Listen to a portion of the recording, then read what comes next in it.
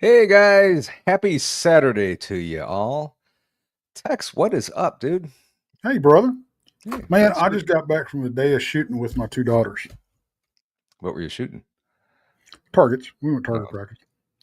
that's Went out to Ulerson's property, and he's got a gun range set up on his property, so we went out there. awesome. So, yeah, Awesome. it was nice. It's always fun being around your kids and doing that stuff. Cool. Enjoyed it.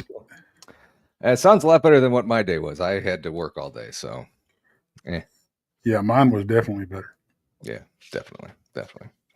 But on the upside, with Easter coming next week, I was pretty darn busy, so there's that. So anyway, we have a great show tonight. Yeah, Yes, we do. Ken Gerhardt's going to be on. A couple weeks ago, we had Lady Ann Celine, and now we have Ken Gerhardt on. So it's going to be a really fun show. Let's bring him up. We only have him for about an hour, so let's bring Ken up. Ken, how you doing, sir? Good evening. Good Thank you evening, so gents. much. Thanks for having me on. It's an honor to be here. Oh, no problem. Thank you for coming on. It's nice meeting you. I've heard so many great things about you. I've seen you on so many things, and it's an honor to have you on the same screen with me. I appreciate you. Oh, shoot. You're just trying to butter me up.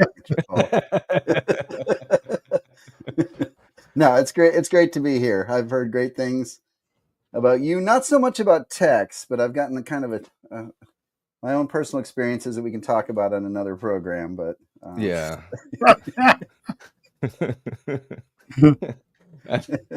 We'll just leave that there. yeah, no, Tex is good people. We've had a lot of fun hanging out at events and stuff. So yeah, he's a good guy. And those of you that are coming to the Crossing Realms conference in September, Ken will be there as a special guest. So yep, people get to meet Ken. I'm looking forward to it. yep. yeah, Ken's going to be speaking, and Ken's going to be selling shirts. Yeah, well, not so much shirts, but yeah, I'll be there supporting Ian and just seeing a lot of friends and just kind of hanging out So and enjoying it. You know? are you going to heckle Ann while she's talking? No, No. absolutely not.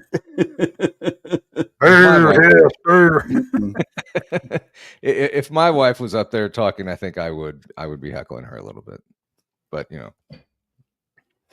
anyway, great way to start the show. Thank you, T-Bone. Appreciate you very much for gifting 5 members. So off to a good start today. So thank you guys. First of all, Ken, you've been all over the world researching cryptids and everything. I'm interested in how you first got interested in this stuff, and have you been doing this your entire life? Yeah, that's probably the most popular question that I get asked because it is kind of an unusual field, if you will. But I certainly never planned on making it a career. I've just been very blessed, very fortunate. But it's been pretty much a lifelong obsession. I guess I'll date myself a little bit in this explanation, but I grew up. My father was a college professor, forestry, so I spent a lot of time in the outdoors growing up. So I loved critters. I collected snakes and salamanders and all the creepy crawlies when I was a kid, and I loved monster movies. I was raised on like Godzilla and Creature from the Black Lagoon, all the old school OG horror films.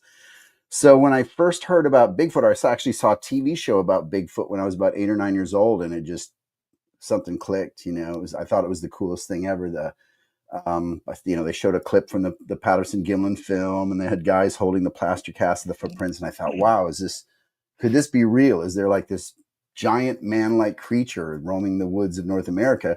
If so, in my undeveloped mind, it was both a creature, like an animal of some kind, and also a monster, So I became obsessed with the subject, and I spent a lot of time. This is long before internet and things like that. So I was going down to the library and checking out all the books, and the good old Dewey Decimal System. Yeah, that was it. The good old DDS. Yep. My mom was a travel agent, so I did get to travel around the world with her. So when I was 9 years old, we camped along the Amazon River, and I got to travel to Australia and Asia, Africa, all these cool places growing up. And I was always kind of researching the local legends of whatever cryptids or monsters they had. And my mom used to tell me about the Mothman and the Yeti and all Mhm. these things. And so when I was 15 years old, my mother sent my father and I to Loch Ness on a fishing trip. My dad was a big angler. And I was there as a mini monster hunter. You know, I spent a lot of time hiking around the lake. I had a little 8mm movie camera. I interviewed locals, and I sit on the shore, just kind of gazing out at the lake. So that was a pretty seminal event in my young life. And I also saw something called the Minnesota Iceman back in 1976 when I was living in Minnesota. That was so there are all these things that were just kind of converging at once. So I guess it's just been a lifelong passion. I Yeah. never really thought about making it a career, honestly. Just something I researched passionately for many years. And then I was a musician for many years. And right when I was kind of getting burned out on that, maybe like 25, 30 years ago, I started meeting Bigfoot researchers here in Texas. Guys like Chester Moore and Bobby Hamilton and Craig Woolheater and all these guys. And they just kind of took me under their wing. And so that kind of just got me out in the field, a place called the Big Thicket in East Texas. I spent a lot of time out there, and Monster Central in Louisiana. And yeah, it's been really cool. I've just been very lucky. And yeah, I love what I do. Obviously, I'm a big nerd. Yeah. And it's people always say that if you love what you do, you're never going to work a day in your life, and that is so true. If you find something like this, stick with it and do it, and you never know what could come of it. And you're living proof that um, if you love what you do, I mean, sky's the limit. Oh, thank you, Paul. Actually, just one quick thing. You just very inspirational. I love the way you put that. But I've had an opportunity to do talks at like high schools and middle schools and stuff. And I used to love to start my talks by saying, kids, I'm a professional monster hunter. So you can do anything you want with your life. If you're determined to do it, you can make it happen. So, Oh yeah, true I've told stuff. my son that for quite a while, that he's been stuck on engineering for years now, 5 years at least. And I kept telling him, it could change, but he's graduating high school and he's plans on going into engineering from there. So Very cool. I'm like, that's awesome that that you're strong enough to stick with it, and hopefully it pans out for him. So, but anyway, um, you know, kind of something what you said before, kind of happened with me when I was a kid. I've always been interested in ghosts and UFOs and stuff, but one thing that really kind of stuck with me when I was in grade school, I always seemed to be checking out Loch Ness monster books. I don't know why that I was drawn to that. So I kind of like to talk with you a little bit about that tonight. Hmm. Um, I really don't know. Well, I guess my real question is, where is it, and is it real? Is there more than one, you think? Um, well, I mean, looking at it zoologically, obviously there would have to be more than one because the accounts date back at least 100 years, and according to some, back to the 6th century. So, Right. um, as I mentioned, I went there in 1982 when I was 15 years old, and then about a year and a half ago, I had the honor of being involved with the largest search at Loch Ness in 50 years. There were hundreds of us that went and volunteered there Really? back in August of 23. And what I can tell you is that, if you've read most of the classic books on the Loch Ness story, and of course, they definitely cover everything that happened in 1933 when the new road was built and people started having a lot of sightings. The locals started talking about it more. And then in the 1960s and 70s, there was kind of a rebirth of interest as new films were being made and new evidence turning up and groups were forming and doing searches and things like that. And of course, when I was growing up in the 70s, there were a lot of Loch Ness documentaries and shows Oh, yeah. like In Search of and stuff that kind of captivated the imagination. What I can tell you is that the evidence is a lot more robust than people realize. Admittedly, a lot of the photos through the years have proven to be hoaxes, including the famous surgeon's photo, which shows the classic head and neck coming out of the water. That's been proven to be a hoax. So there's a lot of hoaxed photographs, a lot of hoaxing, much like with other cryptids that's gone on with regard to the Loch Ness Monster. However, there have been at least 3,000 documented sightings, and that are pretty consistent. I mean, people generally describe a giant whale-like hump or multiple humps, smooth skin, very dark color, rising out of the water and then undulating on the surface of the water, typically on calm, flat days. And the head and neck sightings are not as frequent. Then you have, and those sightings have continued. I mean, up until even last year, there were probably at least 10 good sightings on Loch Ness. So you have all that. And then you also have the sonar evidence, which is one of my favorite things to talk about that people don't realize. But starting in 1954, with a trawler called the Rival 3, there have been sonar contacts with large animate objects estimated to be about 30 feet long, deep down in the water. And, they're not schools of fish. According to experts at sonar companies like Lowrance and Simrad that have analyzed the data, they're not schools of fish. They're not masses of plankton or floating logs. So what are they? They're moving around. So, I mean, that's continued even as the sonar technology has advanced so much since the 1950s and has gotten much better. So that's definitely a mystery. So, if we recognize the ecology of Loch Ness, it is connected to the North Atlantic Ocean by a series of rivers and canals and things that are very shallow. So there is that option of something coming in from the ocean potentially. But it's a very deep lake, 750 to 800 feet deep. The water is very dark, very impenetrable, because of the sunlight doesn't get down there. So there's a lot of sediment and peat. So underwater cameras and submarines and things like that haven't really paid dividends, but the sonar evidence and just the consistency of the eyewitness descriptions for many, many years. What do you think it is? Do you think it's a plesiosaur, like plesiosaur? Well, I know a plesiosaur. Good question, Tex. That's the enduring image of the Loch Ness monster that we all have is this archaic marine reptile known as a plesiosaur, which has a small head with a long snake-like neck, big body, paddles, 4 paddles or fins, and a big robust tail like a crocodile, right? Those reptiles were around. We know from fossils were around for, I think, 150 million years or something like that. They were in the Earth's oceans up until the end of the Cretaceous, about 66 million years ago. So they fit some of the descriptions, but the problems with the plesiosaur theory, of course, is that Loch Ness is incredibly cold. The water temperature is about 42 degrees on average, so we don't know if plesiosaurs were warm-blooded or cold-blooded. There's a lot of scientific debate, but if they were cold-blooded reptiles, then they wouldn't thrive in that environment. But the big problem is that they would probably come up for air a lot, because reptiles are air breathers. Now, another air breather that I tend to prefer and advocate for in my book, The Essential Guide to the Loch Ness Monster, is a ancient type of whale called a basilosaur or an archaeocete. These were long snake-like whales that were around about 35 million years ago during the Oligocene. Very different from modern whales that we recognize. They supposedly died out, like 30 million years ago. Right. But, this is the diagnostic thing. Eyewitnesses are always describing this up and down motion on the surface of the water when these things surface, right?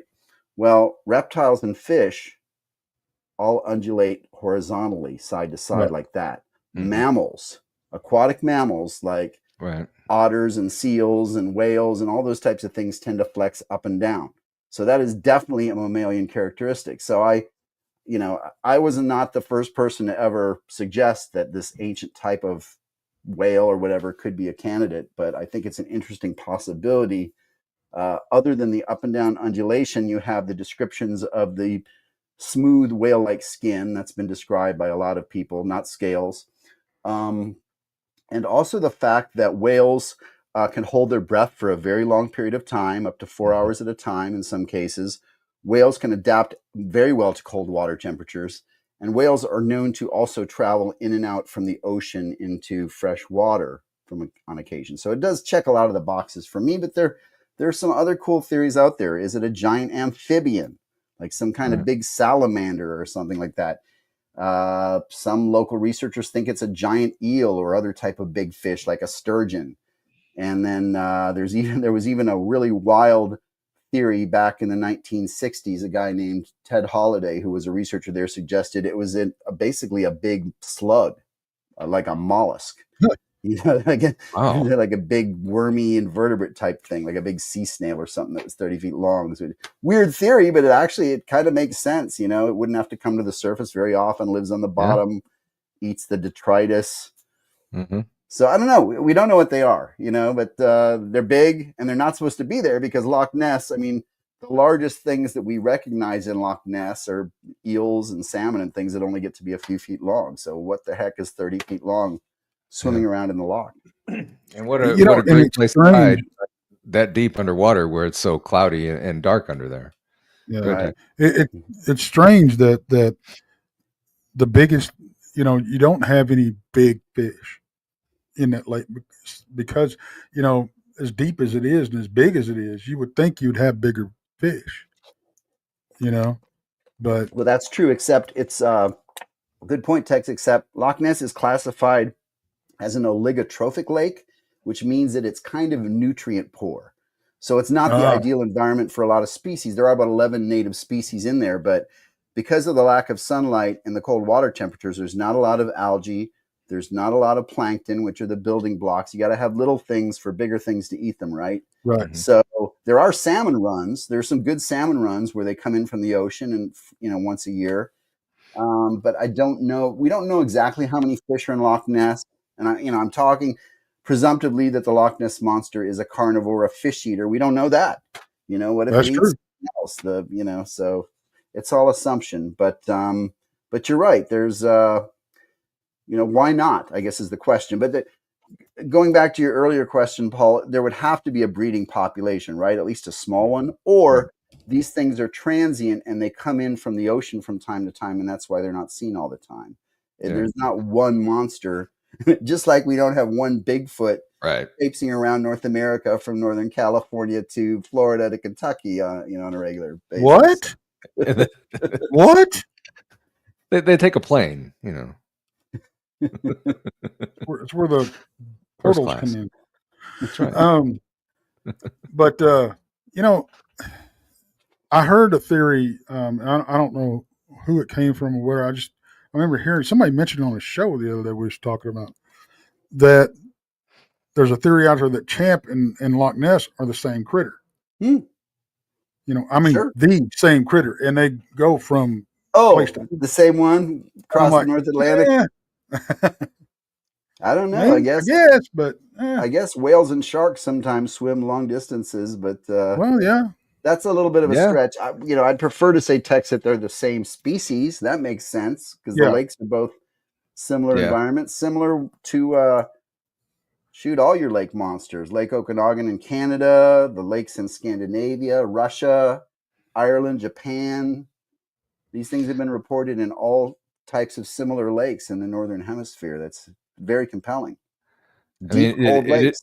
It is a trip for them. I mean, going the place to place, but I mean, whales do go up from Alaska down to Mexico down there. Sure. So, I mean, I guess anything is certainly possible. Is there? Yeah. Is there? Are there legends like this for the Great Lakes? Yes. In Lake Erie, you have something called South Bay Bessie, which has been sighted like off Sandusky, Ohio, and some of those parts. There have been lake monster sightings in Lake Michigan and Superior. I can't think of Huron off the top of my head, but yeah, there are similar types of stories have emanated from the Great Lakes on occasion. Interesting. So, you were talking about earlier about, some reports it dates back to like the 6th century, Loch Ness. The whole saint that supposedly rescued the guy from being eaten from it, right. And Um, what do you do with the information? I mean, do you just take that as anecdotal? Because I mean, it's like in religious text, you know. I mean, where do we Yeah. stop? You know, what can be, you know, for those that take religious text as gospel, no pun intended, but where it, it, it's funny how stuff gets pick and choose on what they believe. You know, Yeah, no, that's a great point. And at the risk, I certainly don't want to offend anybody's sensibilities ever. So I'll say that, people are entitled to their beliefs and so forth. right? But, in terms of like the story that you were talking about, Saint Columba was an Irish priest that was on a mission in Scotland in 565 or 585 AD and supposedly repelled this beast in Loch Ness, or it was actually the River Ness close by, that was about to attack one of his followers. It's been pointed out there was a historian named Charles Thomas, I believe. It's either Charles Brown or Charles Thomas. I'm sorry, it's been a while since I've read it. Who did a lot of research on that case and found out that that particular story fits perfectly within the paradigm of religious parables that were being written around that time. Mm-hmm. So in that time period, there were a lot of stories about priests and saints and different people that would invoke the power of God to repel a demon or a monster or whatever. Right. And all of those stories were, ammunition to kind of bring people or convert people to the church. Like, look, this is the power of God. It can repel monsters and this and that. So we don't know if it happened or not. I tend to be obviously more skeptical about the older the stories are.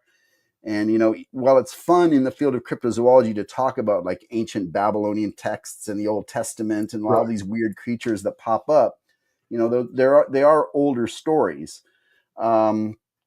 Similarly, there are a lot of accounts that appeared in newspapers during the 1800s and early 1900s that talked about all types of sea monsters and fabulous beasts, snallygasters, and things like that. And at that time period, it really was, unfortunately, fake news because newspapers were a business and editors often wanted to sell papers. And there was nothing like a good monster story that would really start selling papers. So even though a lot of those tales have kind of been recurring in cryptozoological literature for years and years, if you go back and investigate them, they somewhat have a sensational aspect to them. Now, there are exceptions.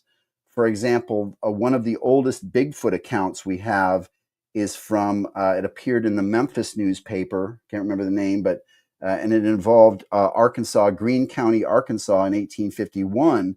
There were two cowboys that saw this creature chasing their cattle, and the exact description was that it was built, it was man-like build, about 7 feet tall, covered in hair, with a 16-inch footprint. That's an exact description of a Sasquatch. I mean, nailed it in 1851. So sometimes you get those little nuggets where you're like, man, that's just too, it's too accurate to have just been a kind of a made up story. It just has kind of a ring of truth to it. So I guess, Tex, you're an investigator. A lot of this stuff is subjective, right? We just have to kind of trust our gut. Absolutely. I mean, and the thing about it is, and I don't want to take this off the rails, but there's so much crap that we run into out there as field investigators that you're not looking for. Okay. And a lot of crap happens to you that you can't explain. Sure. But that's, I mean, I'm on, me and you are of the same mind, as far as the Bigfoot critters and everything. We're looking for a physical creature. Right. Yeah. I mean, there's physical trace evidence. So that's the assumption. In my opinion, if it leaves footprints and twists branches and snaps trees and damages things, then it seems and again I'm I have this discussion a lot because there are a lot of different views and opinions and ideologies in this field. So I'm not necessarily a spiritual person, but I'm a very open-minded person, and I've been on ghost hunts where I kind of tagged along and saw some weird things happen. And I said, wow, I can't, that was weird, so those things do happen. but yeah, it's there's some cryptids that you're going to be able to build a stronger case for it being a physical Right. thing, and then other Mhm. cryptids where it's just so far out, and the interactions and things are so crazy, where you really have to start looking at kind of those alternative theories, like could this be Right. something metaphysical or kind of beyond our understanding? So those are the two main divisions I think that most researchers kind Right. of look at now. But of course, as far as Bigfoot goes, there has been more of a movement in recent years of researchers that are finally are coming out and saying, no, it can't be flesh and blood at this point. We haven't found one, so we have to start looking exclusively at Yeah. metaphysical explanations. Mhm. But Right. I just don't see that's the case. I think there's still enough evidence for Bigfoot or Sasquatch to place it within the flesh and blood realm, if you will. No, I Right. agree. I agree. I I I fully believe that what I've seen. You know, um, for the sightings that I've had, that the two daylight sightings I've had, and at least one of the nighttime sightings I've had, physical all day long. Other encounters you can write off as other stuff. Okay, but getting back to Nessie, you mentioned the sonar stuff. Now, Mhm. of course, I guess the most famous sonar image, or was it a camera image? The flipper. Yeah, the flipper photo. Mm-hmm. Yeah. Can you give us some Yeah, background on that, or you know? yeah, that was taken in August of 1972. There was a guy named Robert Rines who was pretty brilliant. He was an inventor and a patent lawyer with degrees from MIT and Harvard and Yale and all these places. Was working with MIT, and he saw a lecture on the Loch Ness monster. Actually, the lecture was put on by one of my idols in the field of cryptozoology, Dr. Roy Mackal, who passed away years ago. But and he became inspired to go to Loch Ness and really do a very technical scientific investigation of the loch. So he brought along a expert in side scan sonar and a guy named Harold Doc Edgerton, who designed underwater cameras for Jacques Cousteau, developed a special rig for Loch Ness. It was known as Old Faithful, and basically there were these watertight tubes. One of them had a camera rig, and the other one had a strobe light. And the strobe light would activate either when the sonar went off, when something was being contacted, Mhm. or um, sometimes it was just timed at an interval. But either way, the camera and the strobe light were syncopated, so suddenly it was illuminated under Loch Ness. And they were getting a sonar contact on this particular occasion, and the camera and strobe light went off and caught this image that's become known as the flipper photo, which seems to show this big, it's famous, like a big rhomboid shaped flipper or paddle. Right. And that was pretty strong evidence, or considered to be pretty strong evidence, in the 1970s. And along with other underwater photos that were taken 3 years later by the same rig, there Mhm. was actually a press conference held in 1975 in London, where all the leading investigators of the Loch Ness Monster of that time, Robert Rines, Tim Dinsdale, Alex Campbell, Roy Mackal, Sir Peter Scott, all came together and announced to the world, we have evidence that the Loch Ness Monster exists. So for a brief window in 1975, the world's media was like, oh, wow, it does exist. It's real. But then ultimately the scientific establishment said, these photographs are just not quite good enough, to convince us. So it kind of went, back to the drawing board, if you will. Isn't it strange that if if it's something out of the realm of mainstream science, the photographs and the evidence are never enough? Yeah, I well, it mean, depends. It depends, but yeah. I mean, it Yeah. depends on the extremeness of the claim, right? So have been examples in recent years where photographs of like birds and other animals like that right. have been accepted by scientists as proof without a physical specimen, just the photograph and the provenance of who took it. If it was an ornithologist or whatever, said, okay, yeah, there's a new species of sparrow that we've never seen or whatever. But understandably, when you're talking about something like the Loch Ness Monster or Bigfoot, the scientific establishment is like, man, we got to have a bone or a body or something, because this is such a, far out claim in terms of what they know, so. And like BJ said, especially with all the AI that's out there, you don't know what to believe or what not to believe, especially these days. I could see in the 70s, it's a little bit harder to fake a picture as it is today. Have you witnessed Loch Ness with I've your own never eyes? seen it. No. Are you asking? I've seen Nessie? Yeah, well, Nessie, yeah. No, I've never seen a cryptid with my own eyes, and I've been investigating for, decades in very active areas all over the world. Now, I wear that as a badge of honor per se, because a lot of people, that, like I mentioned, Dr. Roy Mackle, John Green, Mr. Sasquatch, Renee DeHinden, Peter Byrne, all those guys spent decades in active areas. They never saw a Bigfoot or Sasquatch or a cryptid. So I think a lot of it has to be just being in the right place at the right time. It's just one of those things. But I'm convinced I've heard and recorded Bigfoot and Sasquatch on a few occasions. So maybe, 3 or 4 occasions where I heard things that either definitively sounded like a big ape or something that was obviously not native fauna. Bipedal footsteps. I've heard some weird howls, whoops, tree knocks, so I've heard things that I'm pretty convinced, were a Bigfoot or a Sasquatch, but that's pretty interesting. In all your research from all around the world, you haven't witnessed one yet.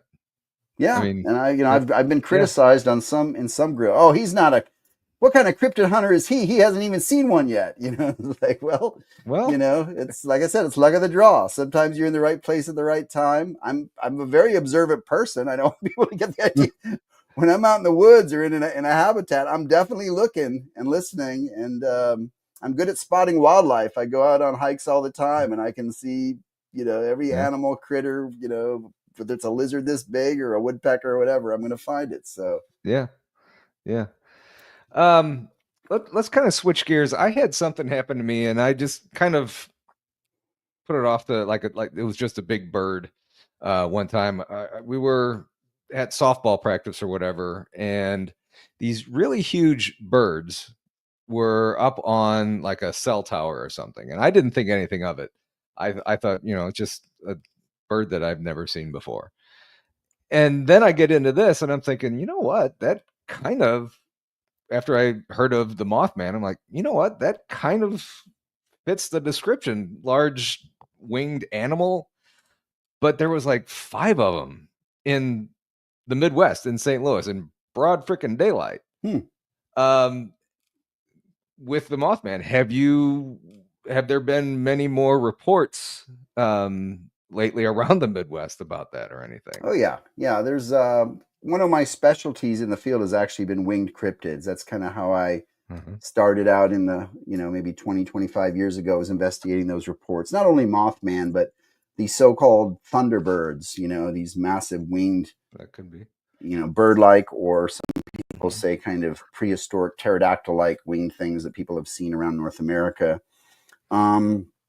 What's notable about your account, Paul, is that the area around St. Louis and Alton, Illinois, traditionally has a history of big bird, thunderbird reports dating back to the 1940s, 1948. And so people have seen giant birds in that area and throughout southern Illinois, for whatever reason, seems to be southern and central Illinois. The Mothman, we don't really know.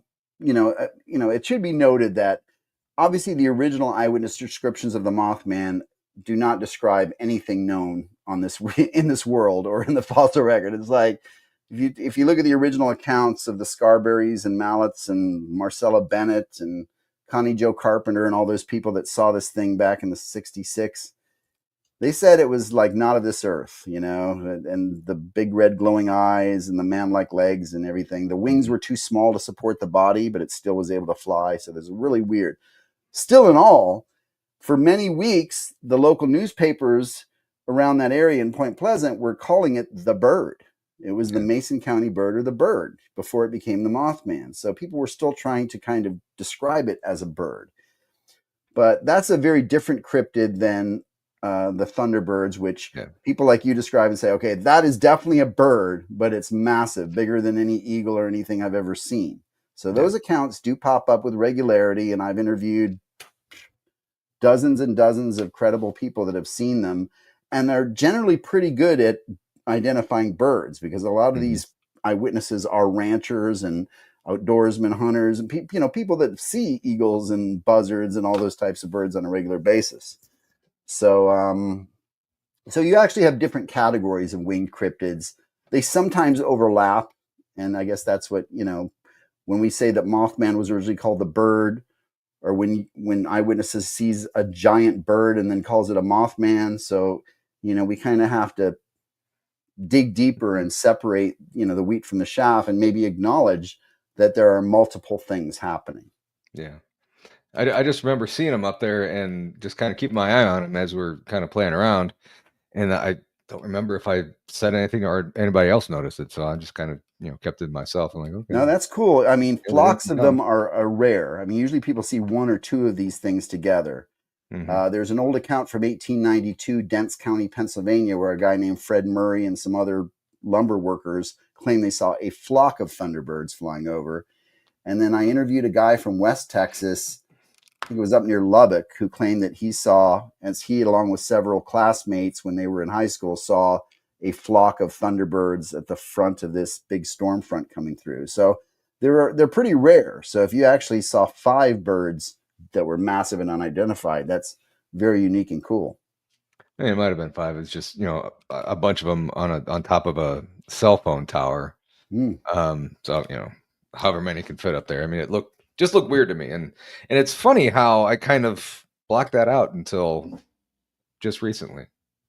I mean, I saw what I saw. Really. That's cool. And, one last thing I'd say about that is that, unlike Bigfoot or a lake monster, which are cryptids that are pretty well publicized, when people see those types of things, they're often, first of all, reticent to come forward because nobody wants to be made fun of or called a liar or whatever. So they kind of fear that aspect. But they're at least familiar enough with the concept to understand that maybe that's what they saw.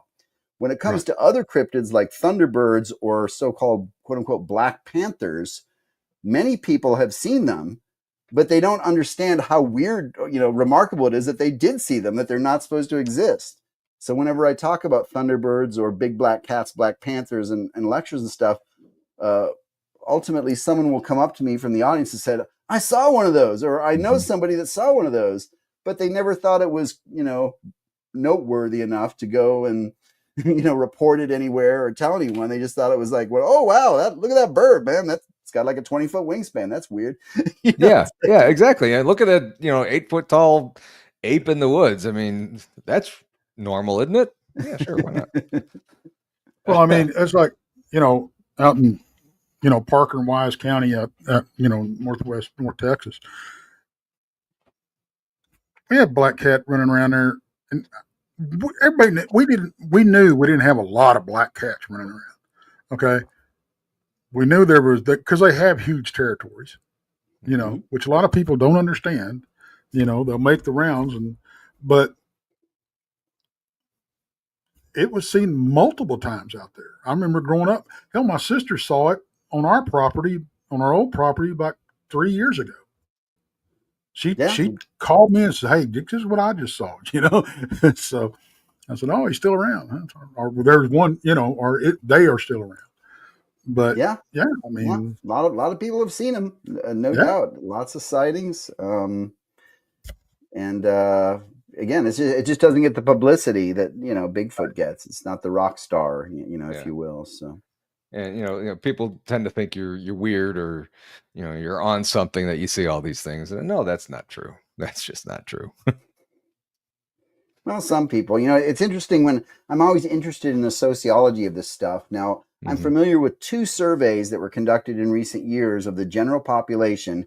The question being, what chance do you give Bigfoot, of actually existing? And in one survey, it was 17% of the population, and in the other, it was 22%. So really only 1 in 5 people Now, obviously, if someone's had a sighting like Tex, then they're 100% on board. But if you just ask Joe on the street, hey, what do you think? Could Bigfoot really exist? Only 1 in 5 people would say, yeah, maybe. 4 out of 5 say no. Now, it's a much higher percentage, and this is why I think it's fascinating, right? As you look at other cryptids, and I think with UFOs, that the percentage is much, much higher. I think a much larger segment of the population says, yep, there's definitely UFOs or UAPs, and then also ghosts and spirits, because a lot of people that I've met through the years grew up in a haunted house, or, so, I mean, unfortunately, I think Bigfoot kind of gets the short end of the stick. Bigfoot and other cryptids in terms of believability compared to things like UFOs and the paranormal, which seem to have a lot more support, I guess you will, from the general public. Mm-hmm. So I wanted to ask you, because I grew up in Texarkana, and a thing or two, 1 or 2 things about the Fouke monster.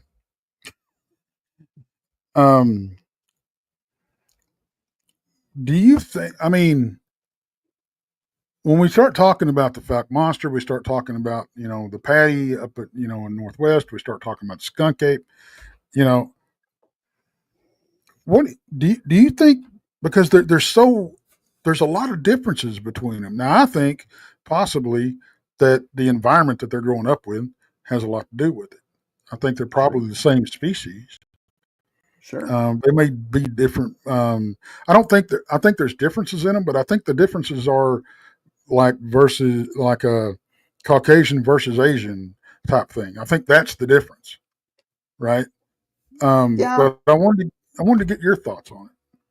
Well, just to be clear, I'm not talking about races when I mention a word like speciation. So I don't want anyone out there to get their feathers ruffled. In the animal kingdom, you do have speciation, which is an adaptation to different environments. So, for example, a mountain lion or puma concolor from Florida looks a heck of a lot different from a mountain lion from Colorado, right? Because they're 2 completely different environments, but the same species, but maybe enough subtle differences, size, coloration, or whatever, to be considered a subspecies or slightly different. So you're right, Tex. I mean, that makes sense. You have the Pacific Northwest, this contiguous habitat with tall trees and mountains and different types of animals, game animals and things. Obviously, a Sasquatch population in that area is going to adapt to that environment. And then if you got some down in the deep south, and we, in my own opinion, the skunk ape and the Fouke monster and the East Texas, the woolly boogers and all those things are kind of in that same group, right? Small, a little bit smaller, still big, maybe not as tall. You get a lot of accounts from the south of more of a reddish, almost like orangutan type color, like burgundy or reddish copper colored fur, as opposed to the black or dark brown of the Pacific Northwest. So yeah, I think there are subtle differences there. And another thing that doesn't get discussed enough is the possibility of you can hear the banjo music playing in the background, but we're going to talk about inbreeding and genetic bottlenecks. So if you have smaller populations of isolated Sasquatches in the southern United States, because they don't have as much habitat or their habitat is being infringed upon, ultimately there may be inbreeding situations due to environmental pressures. Whereas in the Pacific Northwest, you have so many hundreds of thousands of square miles where they can, procreate with more genetic diversity or whatever. So, for example, are those genetic bottlenecks in the south leading to more aggressive behavior, which is often reported with southern Bigfoots, that they're a little bit more aggressive, territorial? Yeah, they get a little waspy down here. Yeah. And, maybe, some of the accounts of footprints that have, 4 toes or whatever instead of 5 or whatever. So, I mean, it's all high speculation, right? It's fun, but it makes sense, really. And, again, I'm not the original guy to come up with these theories. I think Chester Moore was the first guy that used to start talking to me about, he was finding 3 and 4 toed tracks in Newton County, Texas. And he said, man, I think they might be inbreeding here, because I find so many of these weird, they're Sasquatch tracks, but they have weird congenital things going on. So it could happen. I mean, it makes sense. Yeah. Absolutely. Yeah. We had a quick question in here. T-Bone wants to know your opinion on the chupacabra. Okay, chupacabra is a very complicated issue, but I'll try to summarize it as best I can. The name chupacabra in Spanish means goat sucker, and pretty much everyone knows that this is because allegedly these cryptids drink the blood or suck the blood of farm animals like goats, chickens, rabbits, or whatever. The original accounts were from Puerto Rico, the island nation of Puerto Rico, in spring of 1995. There were a bunch of weird livestock killings where some kind of vampire-like predator was allegedly drinking the blood of these farm animals. And then there were sightings of this weird two-legged creature with big eyes and spikes going down its back, kind of like a goblin, grotesque-looking thing. Mm-hmm. And then fast forward to 2004, just outside of San Antonio, where I live, the town called Elmendorf, a rancher named Devin McAnally shot this weird dog-like animal that was hairless, had really exaggerated canine teeth and other weird features. And then the so-called Texas chupacabras, or Texas blue dogs, as some people call them, started appearing. I've examined the remains of a bunch of those animals, and they are definitely weird-looking canids or dogs. Some have been coyotes, some have been feral dogs or hybrids or whatever. They're hairless. They have weird skin, weird teeth. Is it just mange, a disease? I don't think it's just that. I think there's genetic stuff going on too, but vastly different from the Puerto Rican chupacabra, right? That was originally described. So that's what's very confusing to people. The animals in Texas have also been alleged to drink blood, even though it hasn't been proven. What's fun is that I actually, about a month or two ago, I got in touch with a researcher in Puerto Rico. Gosh, I'm embarrassed. I can't think of his name right now because he's pretty well known. Jorge Martin. And he's the guy that actually drew that sketch that everyone has seen of the Puerto Rican chupacabra. He interviewed the original eyewitnesses back in the 90s. He's a UFO investigator, but he's still been actively investigating the Puerto Rican chupacabra for years. And he says it's still there. He associates it with UFOs because there have been a lot of UFO sightings, and he thinks it's some kind of alien or something that's coming down and drinking the blood and taking samples, is his words. That's how it's drawing samples from farm animals. So it's pretty far out. He doesn't think the Texas animals have anything to do with his version of the chupacabra, nor do I really. I mean, I think they're just two different things that are kind of being lumped together, so. Right. So it's a pretty complex mystery, but there seem to be different components at work. Okay. Barbara asked real quick, could the chupacabra be part of the Zolo Aztec hairless dog? Interesting. The Zolo or Cholo is a hairless dog breed that I guess some of even the ancient, maybe the Aztecs and other indigenous people had these hairless dog species, breeds. Years ago, I was invited to a lady outside of Austin, Texas, was breeding a similar thing, the Peruvian Inca orchids, which are a hairless breed of dogs. And she wanted to show me some up close. So I got out there and examined a bunch of these dogs. And whatever gene they have, it's a recessive gene that causes them to be hairless, also makes their teeth look really weird. So they don't have typical canine teeth. Mm-hmm. So her theory was that some of these hairless dogs perhaps were inbreeding with coyotes and other wild dogs and kind of creating. So it's a possibility. I think it's a great question, by the way, from the chat. Thank you for that. The one thing we need to keep in mind with all of our cryptids is that they are all ultimately cases of composite identity, meaning you always are going to have a lot of things that are lumped together. You may actually have a mysterious animal or creature or something at the root of it, but then you're going to have hoaxes. You're going to have people misidentifying things, mm-hmm. or, whatever. But all those things, or seeing something else that gets lumped in with this. So, all of these cryptids that we investigate are all very complex because you have all of these different influences that are being called the same thing. So we might as well address the elephant in the room. What's your well, we're going to go there too. Back too.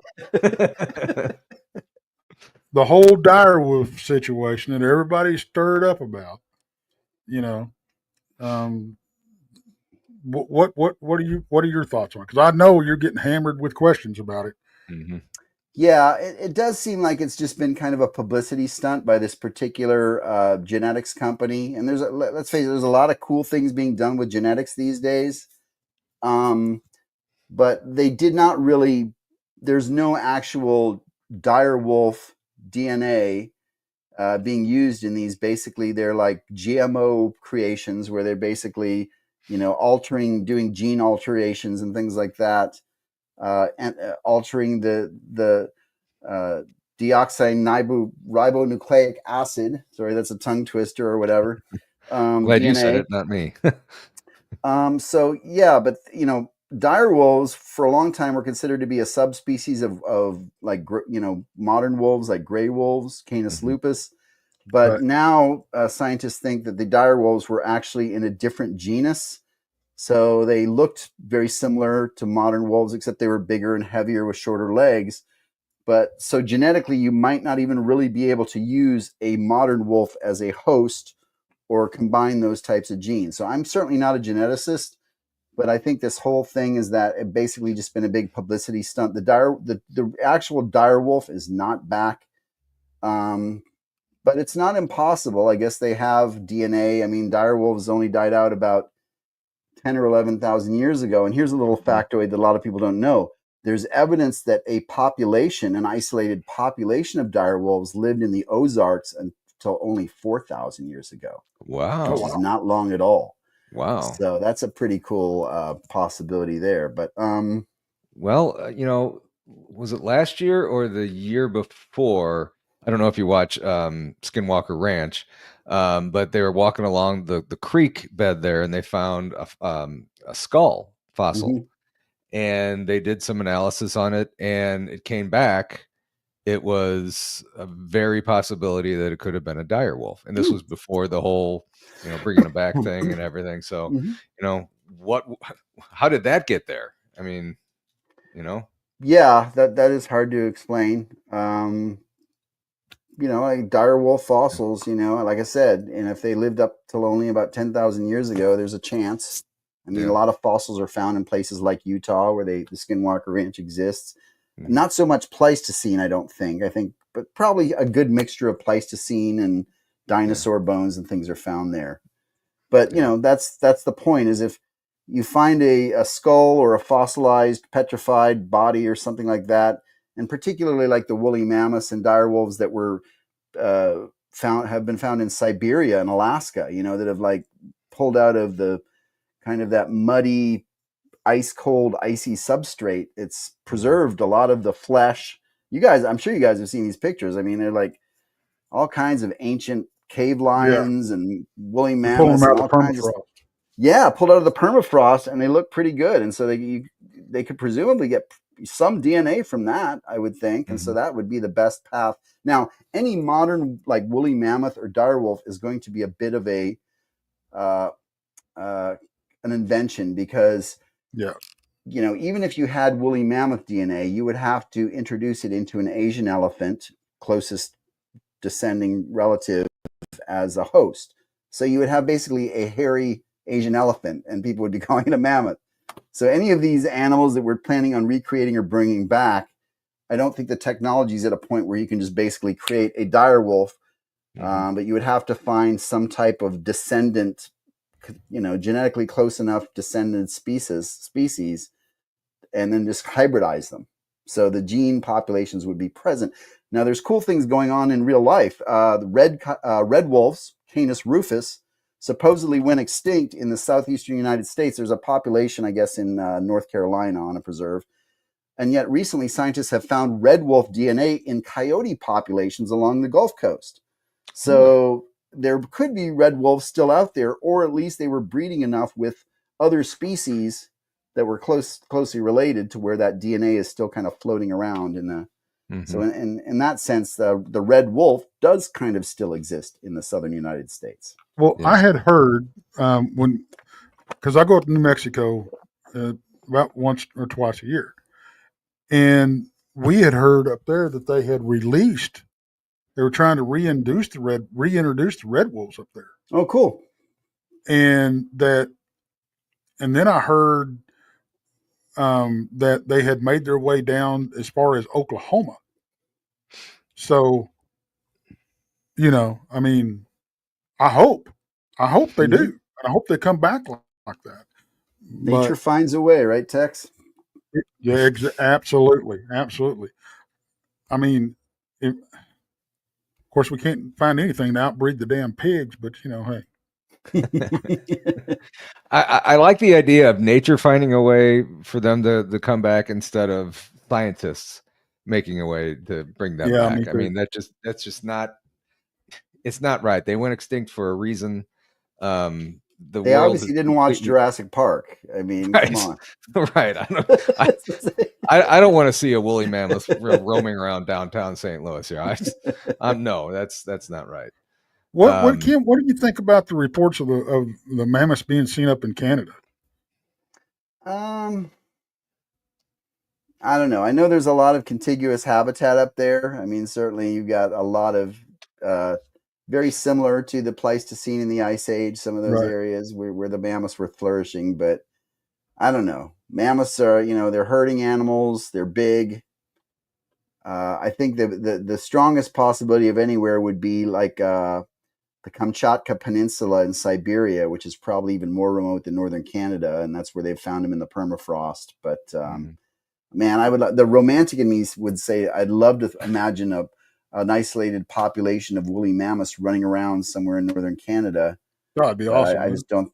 I don't think it's likely, Tex. Now, we did rediscover the woodland bison in northern Canada in the 1960s, I believe. Different from the bison we have down here. It's a different species. So that was cool that they found a herd of those, I think, up in Yeah. northern Alberta decades ago. But who knows?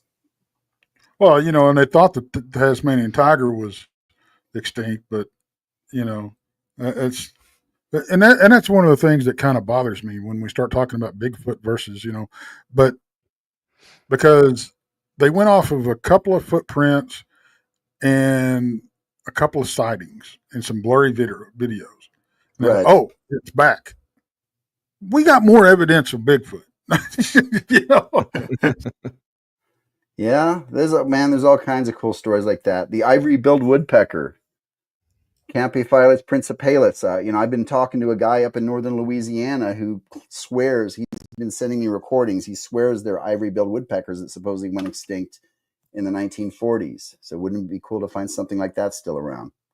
Oh yeah, Yeah. It'd be cool to have some stuff come back and but man, I don't know the way we're encroaching on stuff, especially down here in Texas. It's horrible. Yeah, that's the problem, man. We're losing habitat at an alarming rate. So that's kind of the sad news. Yeah. Well, Paul, it's your show. I know, Ken. This is just fascinating. You're a wealth of knowledge. Where can people find more information from you? I know you've authored a ton of books. I know I'm going to go over and check them out. Where can people find you?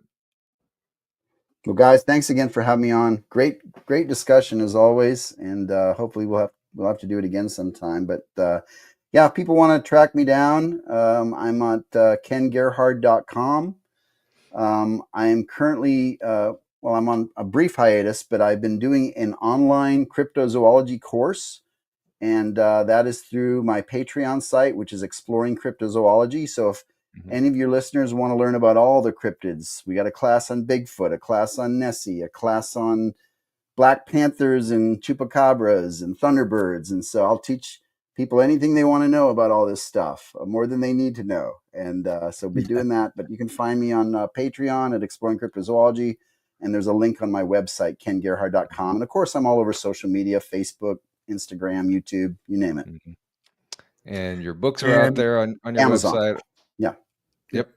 and all the links to some of the media that you've been on, TV shows and stuff. So, Ken, thank you so much for coming on tonight. I've certainly enjoyed it. Can't wait to meet you in person in September out in Richmond, Missouri. I keep wanting to say Richmond, Virginia. I'm not going to Virginia. I'm the Richmond, same Missouri. way. Every time I say it, I want to say Richmond, Virginia. Every time. Glad I'm not alone. Definitely looking forward to that in September. It's going to be a great time. Yes, it will. Yes, Yes, it it will. is. And We're gonna have perfect a good weather time. too. It's going to be perfect weather. So, all right, Ken. Thank you so much. All right. Thank you, guys. Tex, Paul. We'll see you soon. All right. We'll talk. Appreciate you Talk coming to you on. later, Ken. Bye. Well, that was fantastic. I love talking to Ken. Yeah. He's, and you said it, he's a wealth of information, you know. And if Mhm. I didn't know he was putting on these cryptozoology classes, man. Y'all, if you're really interested in this field, you need to go over there because Ken he's no BS, man. He's going to tell it like it is. Mhm. But the thing about it is, even if you have kind of different views on it, he will talk to you and explore those. You know, he's not going to, shoot you down or nothing like that. Right. So. I want to share the screen here, or share my screen here. Here's his website, kengerhard.com. I mean, you can see his books and stuff are in the store, all the media, the cryptozoology courses, and report a cryptid and stuff. Really fascinating. I was at work in between phone calls. I was kind of going through this his website, and man, that was he's awesome. Just a lot of things to talk about in an hour. And I'll tell you, if you can ever catch him at a conference, he puts on a good presentation. He really does. No matter what it's about, he puts on a really good. He's probably my him and Lau are probably my two favorite speakers that I've presentation wise. But and honestly, well, Chester Moore is another one, but I don't know. Honestly, it's if I don't go to a conference usually and have the chance to sit down and listen to the speakers, but I'll usually carve out time to go listen to one of them. You know, if they're giving a presentation that I haven't heard before. Right. But yeah, if y'all can catch them at a conference, go catch them at a conference. Like the one in Richmond, Missouri. Hey, you got it. I almost corrected you and said Richmond, Virginia. But while we're talking about that, I know we've promoted this like crazy, but we're going to keep going because it's an awesome event.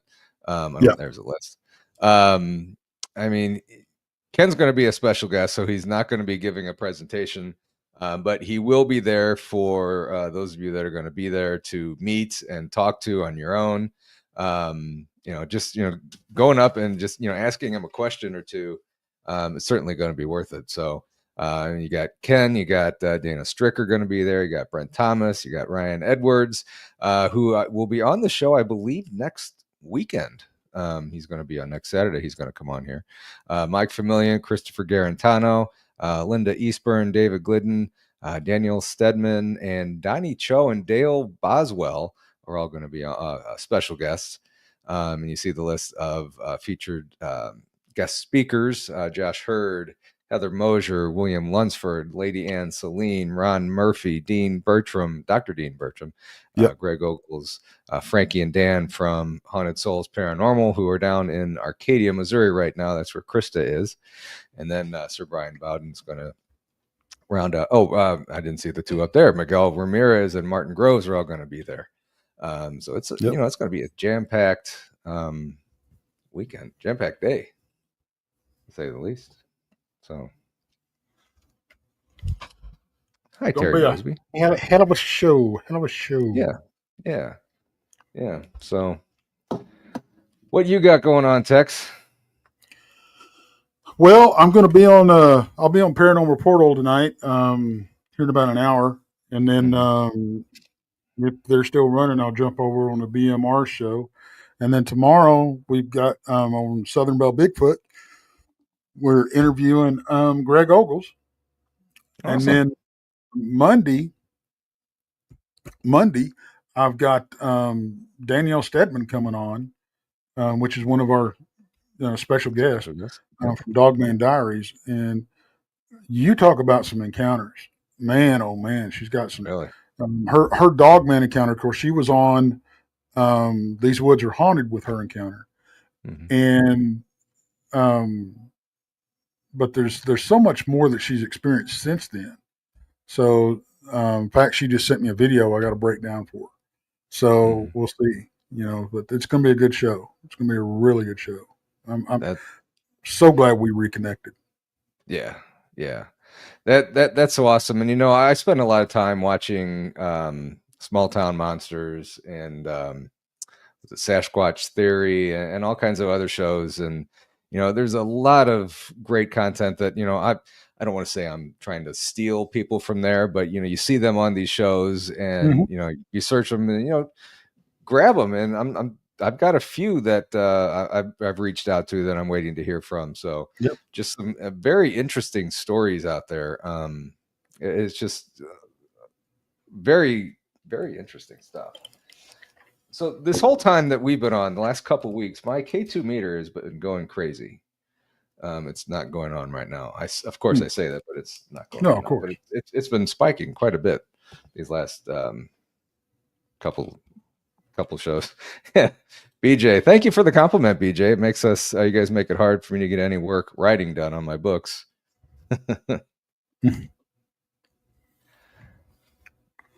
I guess that's a compliment. Go check out BJ's books too. Yes. I believe they're on Amazon. I think, BJ, is that right? She sent me one of her Bigfoot.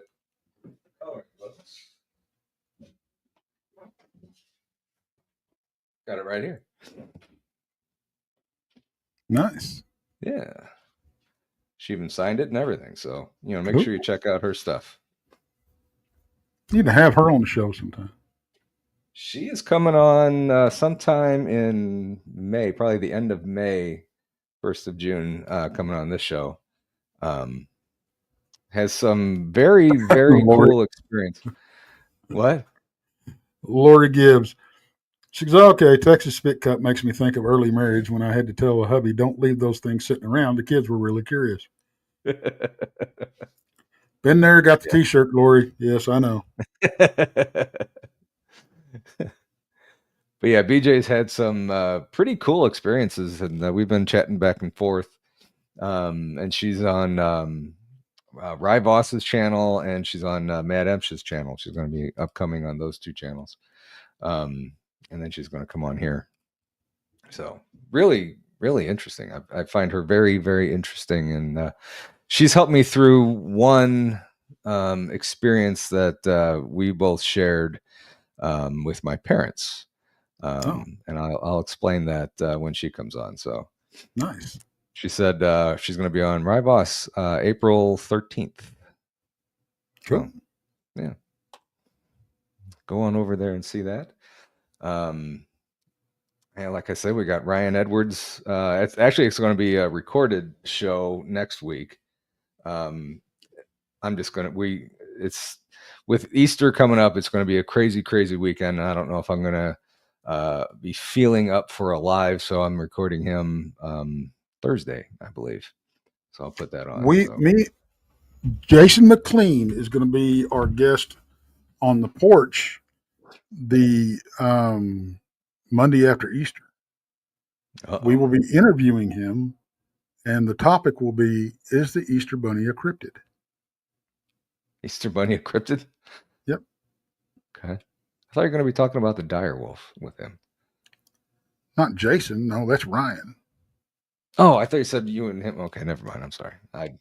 My listening skills are bad tonight. Today. Yeah, good point. Good point. You're a man. We don't listen. What? We hear, but we don't listen. we choose when to hear. Yeah. My wife's right outside the door. Right, honey? Oh, maybe she wasn't. Maybe that was my son. Is Elvis a cryptid? Absolutely. And I've got a picture with him. You think he's still alive? No. No, I do not. Not on this plane anyway. No. I really think the only one that could, pull that off is maybe Michael Jackson with all the disguises that he ever had. Mhm. I don't think he's alive either. Thank you Thank very you. much, Appreciate Shadow. it. Appreciate it. Oops. Wrong one. Elvis is dead, but they do have. You do have your picture, yeah. It's an Elvis clone. I'll put it that way. I don't know, but I think my wife's aunt might have a picture with Elvis. I can't remember if that happened once, but of course that's her favorite artist. So I did love me some Elvis. I really did. I grew up on him. My mom loved him. mhm. So actually, a friend of the family went to an Elvis concert and got one of his scars. Really, Mm-hmm. I was never really a fan of Elvis. When did he die? 77? Okay, so I was 5. Hi, Mickey. But yeah, I wasn't that much of a fan of Elvis. I mean, even nowadays, I like some of his songs, but I'm not a big, huge fan of his. Yeah, I mean, same with Michael Jackson. Some of his older stuff was, Lori died on August 16th, 1977, her 16th birthday. Oh, wow. Yeah. I was on a bus coming back from church summer camp, when we heard about him dying.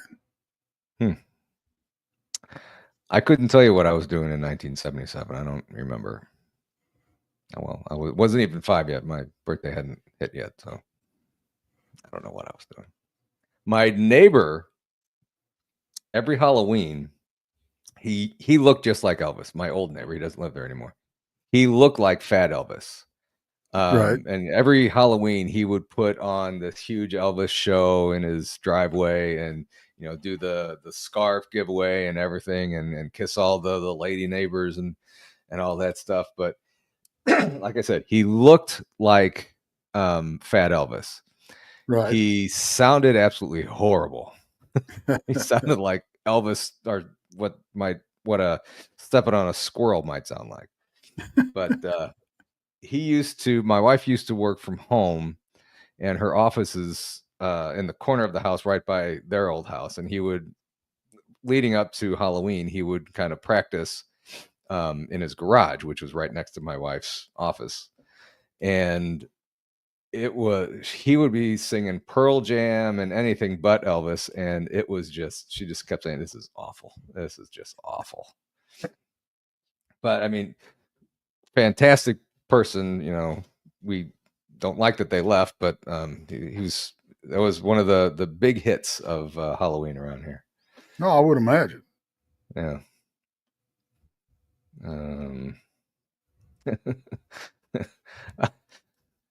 What does it sound like stepping on a squirrel? Well, if you would be able to listen to my old neighbor sing, that would be it.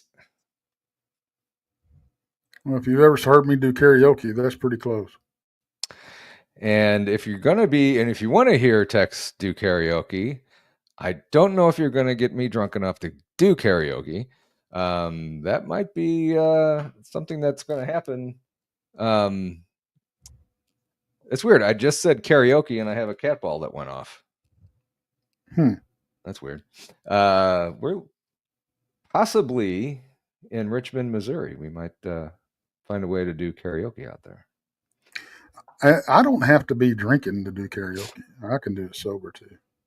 Yeah, I'd have because to be I drunk. don't care. Yeah. I mean, to do it in public, I would have to be drunk. Doing it around the house and certainly in the car. It's especially if I'm on a long trip or something, it's a full blown concert with just one attendee.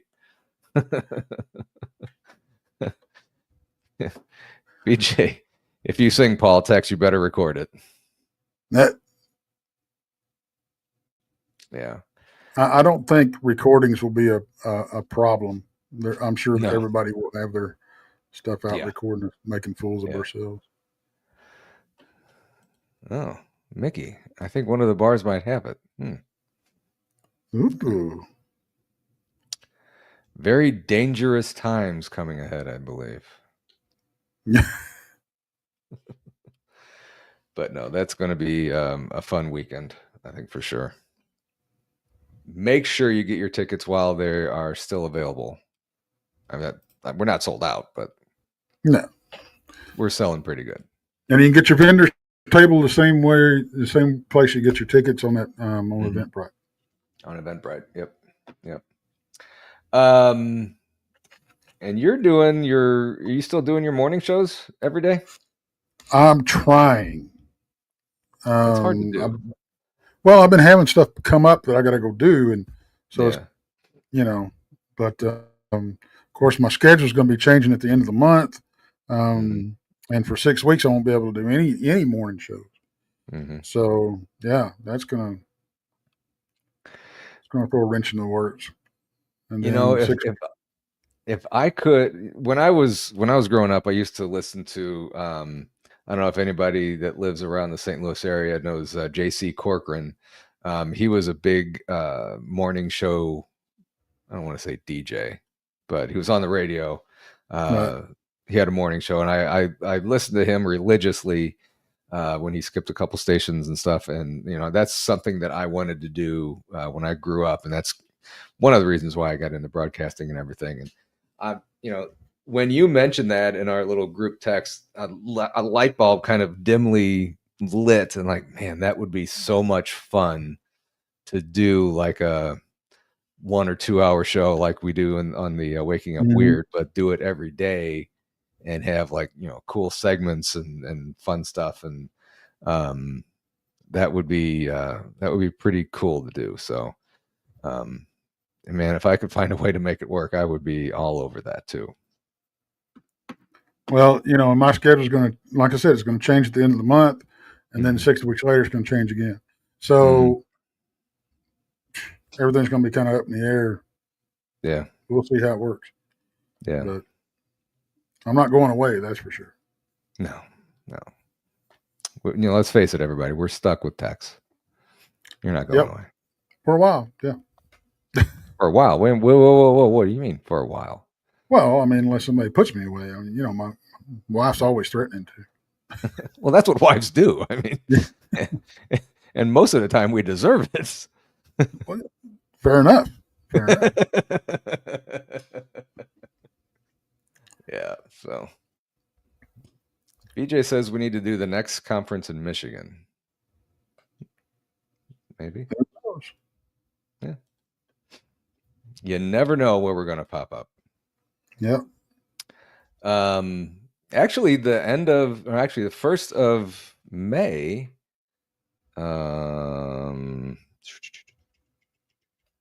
Please hold while I get the right date.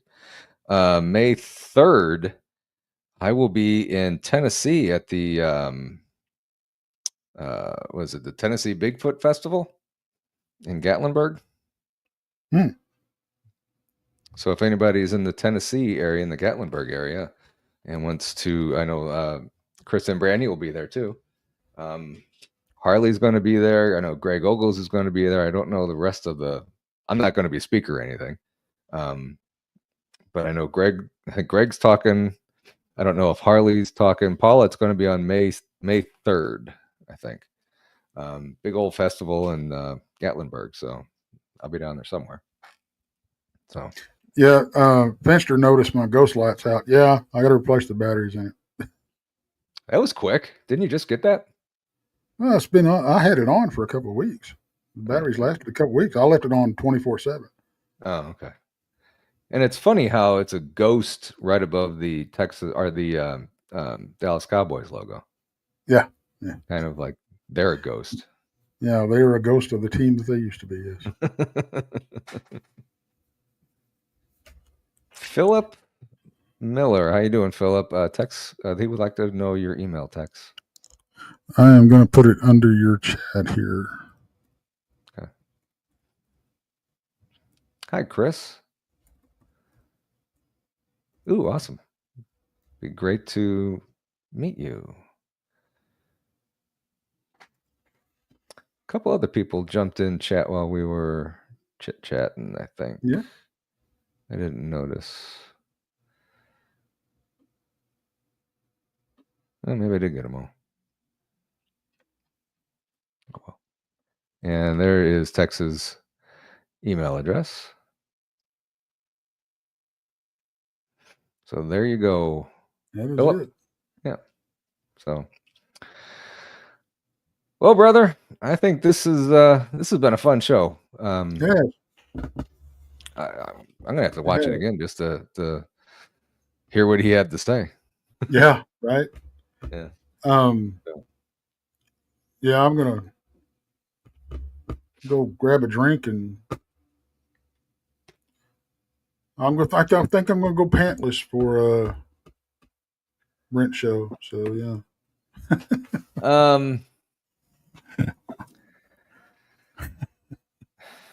You know, they always say to end the show on a good note. That wasn't. For everybody that is still listening, I hope you don't have any nightmares because I know I will. Good. You know, Your job is done. You got to put yourself in, you got to, so you want to stay in the forefront of people's minds, you know, so just, yeah. For those of you that do remote viewing, you might want to steer clear of text for the next hour right. or so. Not see more than you bargained for. Right. Hey, OPR, how you doing? I saw you earlier and I didn't get a chance to say hi. But pants are overrated. Nice. All right, guys. This has been fun. Thank you guys all for watching. I appreciate you guys coming in here. First off, make sure you check out Ken Gerhard's website, kengerhard.com. All kinds of fun stuff over there. So go check that out. Thank you, T-Bone, for gifting 5 memberships. Thank you, Josh, my original member, for gifting 5. Appreciate you. Thank you, Kelly Sandiford, for the $10 donation. Appreciate it very much. Thank you again, Josh, for 5 more members. And thank you, Two Shadows, for your donation. I certainly appreciate all the support. That. And I appreciate everybody for coming in and watching tonight. Hope everybody has a great rest of your weekend. Yes, I said that.